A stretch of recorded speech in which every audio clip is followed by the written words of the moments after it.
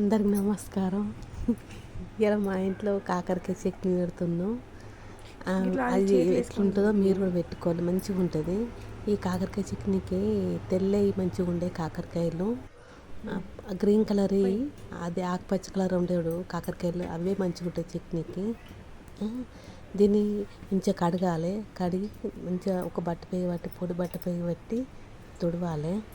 మంచిగా తుడిచి మంచిగా గుంట కోయాలి. కోసినాక కూడా మధ్యలో కూడా ఇత్తులు ఉంటాయి. ఇత్తులు తీసేసి ఇత్తుల మధ్యలో కూడా పదన ఉంటుంది. ఆ పదన లేకుండా కొంచెం పొడి బట్ట పెట్టి తుడవాలి. తుడిచి కొంచెం నూనె వేడి అయినాక కొన్ని కొన్ని పోసుకోవాలి. మొత్తం పోసుకోవద్దు. మొత్తం పోసుకుంటే అన్నీ లోపల రెడ్గా కాలేవి. కొన్ని కొన్ని పోసుకుంటే ఎర్రగా గోలాలి. ఎర్రగా గోలితేనే మంచిగా టేస్ట్ మంచిగా ఉంటుంది. కొన్ని బాగా మొత్తం పోసుకున్న వరకు కొన్ని కాలుతాయి, కొన్ని కాలేవి. అట్లనే ఉంటాయి, పచ్చి పచ్చిగా ఉంటుంది. పచ్చి పచ్చిగా ఉండే వరకు చట్నీ టేస్ట్ ఉంటుంది, మెత్తగా ఉంటుంది వక్క. అందుకే కొంచెం రెడ్గా గోలితే వక్క అనేది కొంచెం గట్టిగా అయ్యి మంచిగా పన్ను కింద మంచిగా పడుతుంది. సూపర్ ఉంటుంది చట్నీ.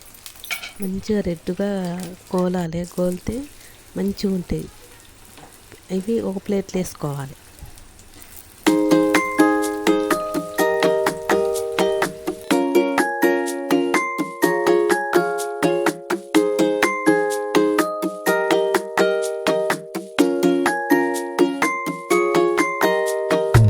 నేను ఫస్ట్ ఎట్లా గోలిచ్చినో సెకండ్ సారి కూడా అట్లానే గొలియాలి.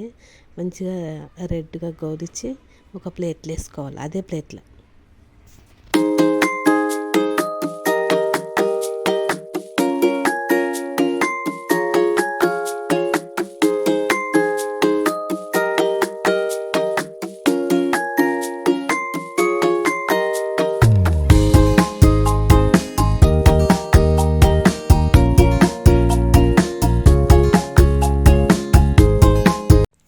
ప్లేట్లు వేసుకొని ఒక ఫ్యాన్ కింద 20 నిమిషాల సేపు చల్లారాలి.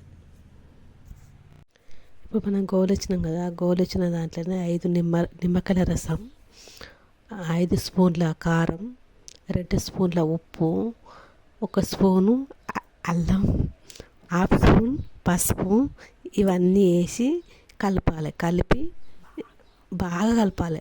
మంచిగా మీకు అదేంటి కాకరకాయ ముక్కలు పట్టేటట్టు ఉప్పు కారం పట్టేటట్టు మంచిగా కలపాలి. కలిపినాక ఇది తీసుకుపోయి ఒక బర్నీలో వేసుకోవాలి. మంచి నెల రోజుల దాకా ఉంటుంది.